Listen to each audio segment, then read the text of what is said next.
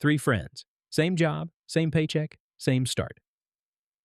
10 years later, one is basically retired. The other two are still doing the math. What the hell happened? The winner's name is Max.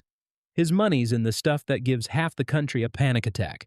Bitcoin, gold, and two metals nobody talks about. Sounds like gambling? Just wait. The other two did it right.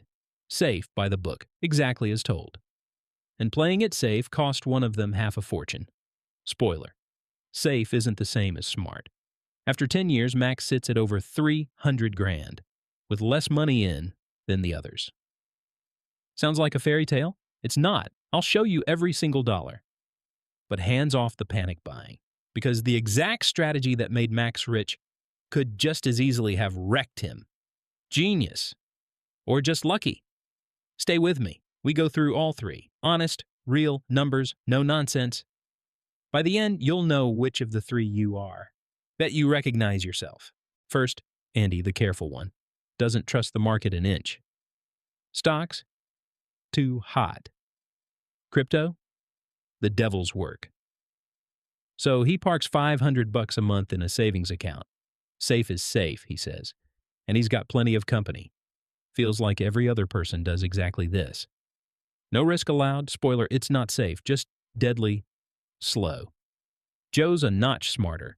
Spent one evening reading up instead of Netflix. And now does the smartest thing going, a plain, boring index fund. Yawn? Just wait. $500 a month into a global index fund. Over 1,500 companies worldwide in one package. Set it up once, it runs itself. Never lift a finger again. And then Max. Your banker would fall off his chair. No tidy index fund. Instead, gold, silver, copper, and of all things, Bitcoin. The wild dog everyone warns you about. Four things with one thing in common. There's only a limited supply. Nobody can print more. On that, Max bets his entire savings. Brave? Insane? A little of both. Sounds crazy? It is. But before you shake your head, look at what this bet did after 10 years. You're gonna stare. So what became of Andy's sacred safety? 10 years, $500 every single month. That's 60 grand paid in. Saved like a good boy, not a cent risked. And here comes the bill. His balance today? Around 63 grand, meaning 3,000 in interest over 10 years. For basically zero risk, you get basically nothing. 3 grand. Now the nasty part, Andy missed. His enemy was never the stock market. His enemy was inflation. The quiet thief who robs your account at night. Every year, rent, gas, and groceries get pricier, faster than his interest, meaning his money is worth less and less in real terms. He's slowly saving himself poorer. Let that sink in. In the world's safest account, Andy loses buying power year after year. And the worst part? He doesn't even notice. The number goes up after all. Sneaky. A bitter truth nobody wants to hear. Doing nothing is also a decision, and often the most expensive one. Andy wanted no risk. Well, that was his biggest risk. While Andy saves himself poorer, Joe just did the sensible thing. No magic, no stress, and a completely different result. Let's look over. Joe, same $500, but instead of the dead account, into the global index fund. Basically half the world economy in one savings plan. Sounds fat? It is. Apple, Microsoft, Nestle. Thousands of companies at once. One goes under, the rest carry it. Spread wide means Joe never has to bet on the right horse. Brilliantly simple. Historically, the global index returns around 8% a year. Sounds boring. Almost sleep-inducing. But over 10 years, boring turns into a seriously fat pile of money. After 10 years, Joe sits at around 91 grand, over 30,000 more than he paid in. Just for sticking with it. The market worked for him. Reality check. Andy had 3 grand in interest. Joe has 30 grand in profit. 10 times as much. Same savings rate, same start. Feel the difference now? And the best part, Joe never had to sweat. No chart staring, no sleepless nights. Auto transfer on, phone away, life lived. That's how relaxed wealth building goes. If you take just one thing away, take Joe's path. Simple, safe, copyable. But now, buckle up. Now comes Wild Max. Max's whole strategy stands on one sentence. What's scarce becomes valuable. Governments can print money till the press glows. These four things, not. That's the trick. First, gold, the classic. For thousands of years, the safe haven, the place everyone runs to when panic breaks out in the markets. A crisis magnet, and it pays off. In 10 years, gold nearly tripled, around 15% a year. Andy's savings account, a measly 1%. Feel the difference? On to silver.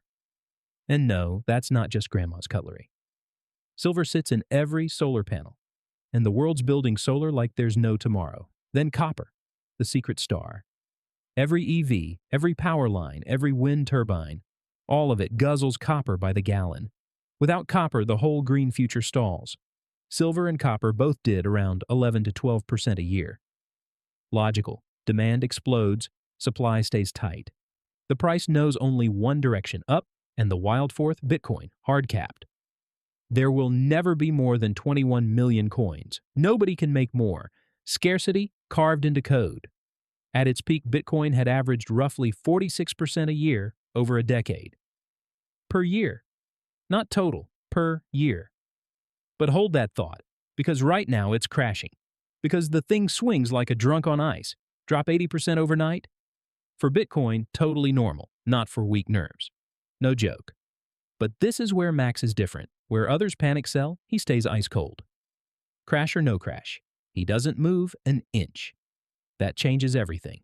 Enough talk, now the numbers. Max splits $400 a month. 100 each into gold, silver, copper, and Bitcoin. 4 buckets. Now hold on tight. Over 10 years, Max pays in 48 grand, less than the others. Remember that, less money in. And still, you can guess, bucket by bucket, gold first, 12 grand became around 25,000. More than doubled with boring old gold alone. Not a bad start, huh? And that's just the beginning. Silver adds on, from 12 grand to around 25,000. Copper another 23,000 or so. The metals alone are running nicely, but now comes the hammer. Together, the three metals turn 36 grand into over 70,000. Strong already, but that's not even half the story. Hold on. But the real story is Bitcoin. Out of a measly 12 grand came way up into the 6 figures. Read that again. Slowly. I'll wait right here. A heavy 6-figure pile. From a measly 12 grand. One single asset. That little orange thing catapulted Max's whole portfolio into another league. Insane. Altogether, at its peak, Max stood at over 300 grand. From 48. Let that sink in. Take a breath. It gets crazier. For comparison, Joe has 91 grand, Andy 63. At the peak, Max had 3 to 4 times that, with the smallest stake of all. How? Now the number that hits the gut. For Max's pile, an index investor would have to grind for around 20 years. Max needed 10, half the time. Meaning, in plain terms, if these 10 years even half repeat, Max could quit a whole decade earlier. 10 years of life just handed to him. A decade out early while Andy still curses the alarm every Monday. Wild what 4 decisions do, right? But now comes the honest part. Now, real talk, the part the crypto cheerleaders love to skip. Look at Max's gain again, closely. Something's off with the spread. Over 3/4 of the wealth came from Bitcoin alone, from one asset. Not from the pretty 4-way mix. From one. The metals? Nice extras. Ouch. Max thought he was diversified. In truth, almost everything hung on Bitcoin. A huge concentration risk. Dangerous. It just happened to work. This time, imagine Bitcoin had crashed its usual 80%. Then half of Max's wealth would have vaporized in a day. Just gone. Poof. And those 46% a year? No sane person writes that forward. That'd be a flat-out lie. Nobody knows if the next decade runs the same. All of this was hindsight, the known past. The next 10 years could look different. Maybe really ugly. Fact is, Bitcoin is crashing again right now. Bottom line, Max's story is one to marvel at, not to blindly copy. Whoever dumps half their account in now is gambling. But there's a clever middle path. The trick's called blending. Dead easy. Take Joe's solid index fund as the base. and add at most 20% risk on top. Some gold, a little crypto, never more. 80% foundation, 20% risk spice. Only money whose loss won't knock you off your feet. If it would, it's too much. Then keep your hands off. Risk part goes through the roof. You're thrilled. Goes south? Hurts, sure, but your wealth still stands. That's the line between brave and dumb. 3 things hold for every type: savings account, index fund, or Bitcoin cowboy. Write them on your forehead. First, start as early as humanly possible. Start at 22, and you beat the guy who starts at 32, paying in double. Sounds unfair, but it's math. Compound interest is a merciless beast. Second, use your tax allowance. A chunk of your yearly gains stays tax-free. 5 minutes at your broker, skip it, and you gift the taxman money. Voluntarily. Please don't. And third, the most important point, never panic sell. Throwing your nerves away at the first crash costs most people everything. Holding on wins. Always. So who really won? On paper, clearly Max. But for every Max, there are 10 who bought the top and panic sold. You only see the winners. The real lesson isn't buy Bitcoin, it's just start. Andy doing nothing costs the most. Team Andy, Joe, or Max? Drop it in the comments. Not financial advice.